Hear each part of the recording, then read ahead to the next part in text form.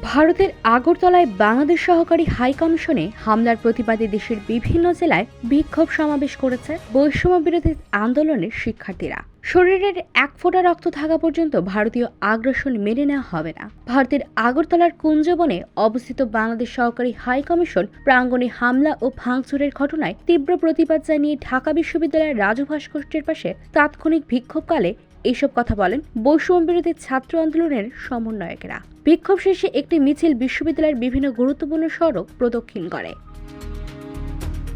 এর আগে চট্টগ্রাম ১৬ শহর রেল স্টেশনে বিক্ষোভ করেন শিক্ষার্থীরা। এই সময় তারা বলেন, বাংলাদেশকে নিয়ে কোনো দেশ পায়তারা করলে তাদেরকে কঠিন হাতে দমন করা হবে।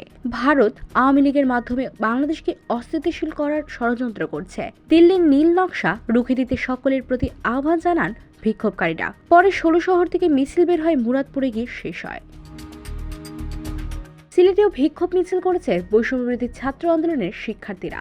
মহানগরীর চৌহাট্টা এলাকা থেকে এ বিক্ষোভ মিছিল শুরু হয়। বিভিন্ন সড়ক প্রদক্ষিণ করে সিটি পয়েন্ট এলাকায় সংক্ষিপ্ত সমাবেশ অনুষ্ঠিত হয়। এতে বিভিন্ন শিক্ষা প্রতিষ্ঠানের ছাত্রছাত্রীরা অংশ নেয়। এ সময় আগরতলার ঘটনার তীব্র নিন্দা জানায় বিক্ষোভকারীরা।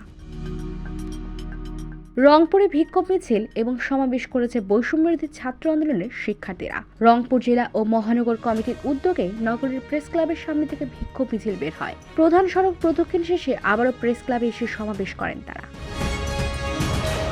খুলনায় ভারতীয় সহকারী হাই কমিশন অফিসের সামনে বিক্ষোভ মিছিল করেছে বৈষম্যবিরোধী ছাত্র আন্দোলনের শিক্ষার্থীরা।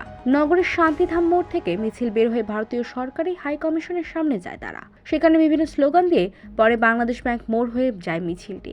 সেখানে সংক্ষিপ্ত সমাবেশে বাংলাদেশ সহকারী হাই কমিশনের হামলার প্রতিবাদ জানান শিক্ষার্থীরা। বগুড়ায় ভারতীয় আগ্রাসন বিরোধী প্রতিবাদ মশাল মিছিল বের করেছে শিক্ষার্থীরা। সরকারি আজিজুল হক কলেজের শিক্ষার্থীরা এই মশাল মিছিলটি বের করে। এ সময় তারা ভারত বিরোধী বিভিন্ন স্লোগান দেন।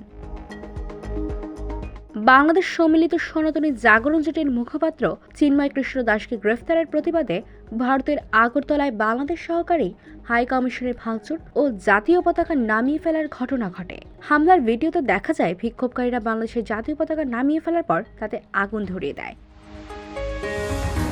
Ivy TV, USA, new York.